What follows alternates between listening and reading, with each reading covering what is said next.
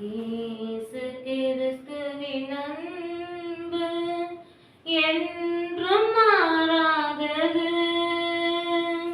இயேசு கிறிஸ்துவின் மாறா கிருபை என்றும் குறையாதது. இயேசு கிறிஸ்துவின் மாறா கிருபை என்றும் குறையாதது. பாவி என்றும் அவர் தள்ளவே மாட்டார். ஆவலாய் உன்னை இயேசு அழைக்கிறாரே. பாவி என்றும் அவர் தள்ளவே மாட்டார். ஆவலாய் உன்னை இயேசு அழைக்கிறாரே. தயங்கினாரே, தாவி ஓடிவா, தந்தை இயேசுவின் சொந்தம் கொள்ளவா. தயங்கினாரே, தாவி ஓடிவா, தந்தை இயேசுவின் சொந்தம் கொள்ளவா. தந்தை இயேசுவின் சொந்தம் கொள்ளவா. இயேசு கிறிஸ்துவின் அன்பு என்றும் மாறாதது. இயேசு கிறிஸ்துவின் மாறா கிருபை என்றும் குறையாதது. கர்த்தருடைய நாமத்துக்கு மகிமை உண்டாவதாக.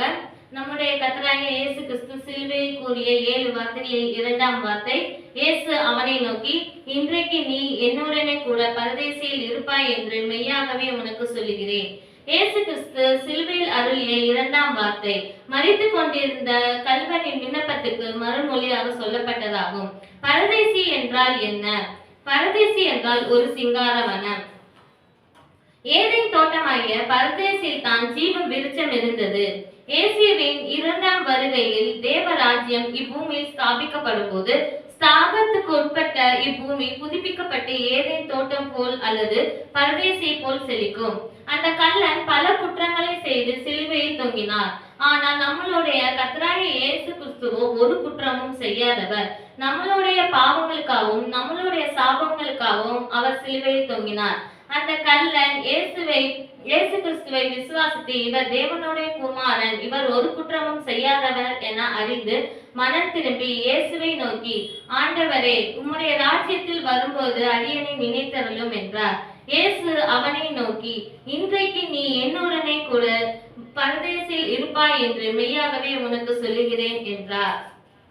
இதே போல் நாம் வேதத்தில் ஒரு சம்பவத்தை பார்க்கலாம். யோவான் 8ஆம் அதிகாரம் 3ஆம் வசனம். இயேசு ஜனங்களுக்கு உபதேசம் பண்ணி கொண்டிருக்கும் போது விபச்சார ஸ்திரீ ஒருத்தி கையும் களவுமாக பிடிபட்டார். அவள் விபச்சாரம் செய்து மோசையின் நியாயப்பிரமாணத்தை மீறினபடியால் ஜனங்கள் எல்லாரும் அவளை கல்லெறிந்தார்கள். அவள் அங்கும் இங்கும் சென்று ஓடி செல்ல இடம் இல்லாமல் கடைசி நேரத்தில் இயேசுவிடம் வந்தாள். இயேசுவோ அவளை தள்ளிவிடாமல் சுற்றியுள்ளவர்கள் அவளை குற்றப்படுத்தினாலும் இயேசு அவளை குற்றப்படுத்தாமல், நான் உன்னை ஆக்கினைக்கு தீர்க்கவில்லை, நீ போ, இனி பாவம் செய்யாதே என்றார். இயேசு அவளை தண்டியாமல் அவளுக்கு ரட்சிப்பை தந்தார். அதுபோல கள்ளனையும் மன்னிக்கிறார். பாவி பாவத்திலே மரிப்பதை அவர் விரும்பவில்லை, பாவத்தை விட்டு மனம் திரும்புவதை அவர் விரும்புகிறார். மத்தேயு 9ஆம் அதிகாரம் 13ஆம் வசனம். பலியை அல்ல இரக்கத்தையே விரும்புகிறேன் என்பதின் கருத்து இன்னதென்று போய் கற்றுக்கொள்ளுங்கள். நீதிமான்களை அல்ல பாவிகளை மனம் திரும்புகிறதற்கு அழைக்க வந்தேன் என்றார். மனம் திரும்புகிற ஒரு பாவியின் நிமித்தம் பரலோக ராஜ்யம் மிகுந்த சந்தோஷப்படுகிறது. இதற்காகவே இயேசு பூமிக்கு வந்தார். இயேசு தன் வாழ்நாளில் சொன்னவற்றை வாழ்ந்தும் காட்டினார். இயேசு எந்த இடத்தில் அற்புதங்களை செய்தாலும் அவர் விசுவாசத்தை எதிர்பார்த்தார். விசுவாசம் உள்ளவர்களுக்கு சுகம் கிடைத்தது. பெரும் பார்வுள்ள ஸ்ரீ சுகம் பெறுவேன் என்ற விசுவாசம் அவளுக்கு சுகத்தை தந்தது. எவ்விரு மகள் மரித்தவள் உயிருடன் எழுந்தது அவனின் விசுவாசம். கானான ஸ்திரீயின் மகள் சுகம் பெறுவேன் என்று விசுவாசித்தாள். அவளும் சுகத்தை பெற்றுக்கொண்டாள். இருவரும் மரண தண்டனைக்கு உட்பட்டு இருந்தார்கள். யார் பிழைப்போம் என்ற நம்பிக்கை இல்லை. ஆனால் அந்த கள்ளனோ விசுவாசித்து இயேசு கிறிஸ்துவை விசுவாசித்தான். அந்த விசுவாசத்தோடு இயேசுவை நோக்கி கூப்பிடுகிறான். என்னை அனுப்பினவரை விசுவாசிக்கிறவன் நித்திய ஜீவன் உண்டு. யோவான் 5:24 சொல்லப்பட்டு இருக்கிறது. நாம் இயேசுவை விசுவாசிக்கும் போது நம்மை ஆக்கினைக்கு உட்படுத்தாமல் நமக்கு நித்திய ஜீவனை அளிக்கிறார். ஒருவேளை இயேசுவை குறித்து அந்த கள்ளர் முன்னமே கேள்விப்பட்டு அலட்சியப்படுத்தி இருக்கலாம். ஆனால் தன் மரண நேரத்தில் இயேசுவை நோக்கி கூப்பிடும் போது இவர் தேவனுடைய குமாரன் என அறிந்து அவன் விசுவாசத்தோடு இயேசுவை நோக்கி கூப்பிடுகிறான். சங்கீதம் 50:15 சொல்லப்பட்டு இருக்கிறது. ஆபத்து காலத்தில் என்னை நோக்கி கூப்பிடு, நான் உன்னை விடுவிப்பேன், நீ என்னை மகிமைப்படுத்துவாய் என்றார்.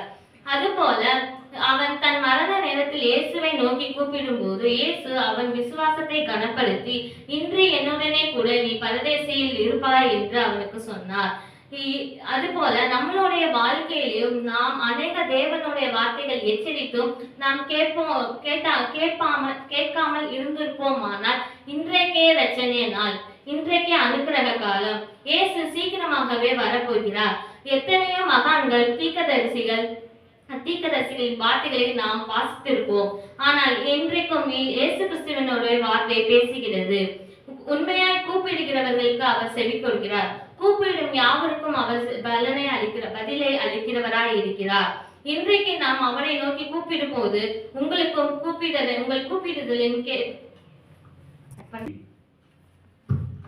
இதுவரைக்கும் நாம் இயேசுவை நோக்கி கூப்பிடாமல் இருப்போமானால் இன்றைக்கே நாம் இயேசுவை நோக்கி கூப்பிடுவோம், செபிப்போம்.